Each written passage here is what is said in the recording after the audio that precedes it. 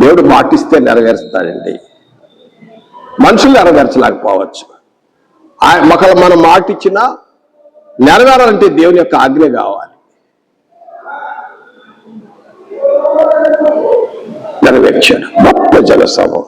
తర్వాత ఇక 24వ అధ్యాయంలో యెహోషువ గ్రంథంలో 24వ అధ్యాయంలో 28వ వచనంలో ఏమన్నాడంటే ఇక పోయి మీరు ఆక్యుపై చేసుకోండి అని చెప్పాడు. పంపించాడు. అప్పుడు 28వ వచనం 24:28 అప్పుడు యెహోషువ ప్రజలు తమ స్వాస్థ్యమునకు వెళ్ళనంపెను. ఎవరికి ప్రాంతం డిస్ట్రిబ్యూట్ చేసి ఇచ్చేశాడు కదా. మొత్తం ఆ కనాను దేశాన్ని మొత్తం ఆక్యుపై చేసేసారు. 7 తెగలు. మామూలు విషయమా? దేవుడు గొప్పవాడు. ఎక్కడుంచో ఎక్కడ తీసుకొస్తాడు, ఎక్కడెక్కడో తీసుకొస్తాడు. ఆయన పిలిచిన దేవుడు నమ్మదగిన వాడు.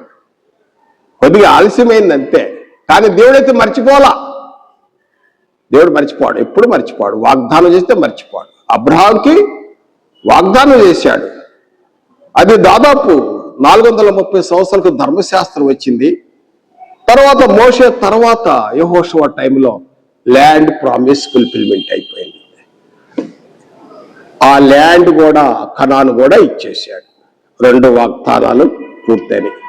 ఇప్పుడు అసలైన ఇంకొక గొప్ప వాగ్దానం వస్తుంది. ఏంటంటే ఇది భౌతికమైనది. ఇప్పుడు ఈరోజు మనం కూడా ప్రతిరోజు న్యూస్లో చూస్తున్నాం. ఇజ్రాయెల్ దేశం ఆ చుట్టుపక్కల దేశాలతో ఎప్పుడు పోరాటాలే. ఇప్పుడు ఆ దేశం ఎంత గొప్పగా ఆశ్రయింపబడిందో మనం చూస్తున్నాం.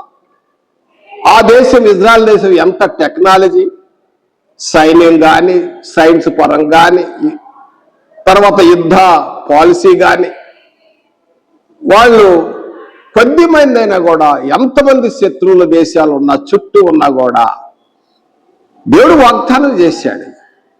ఆ యొక్క కాపుదల్లో ఉన్నారు వాళ్ళు. అది గొప్ప సత్యం. ఇప్పుడు ఇది భౌతికమైన బ్లెస్సింగ్స్ అయితే, దేవుడు అబ్రహాము చేసిన వాగ్దానాల్లో ఇటు భౌతికంగా ఫిజికల్గా అభివృద్ధి చేశాడు.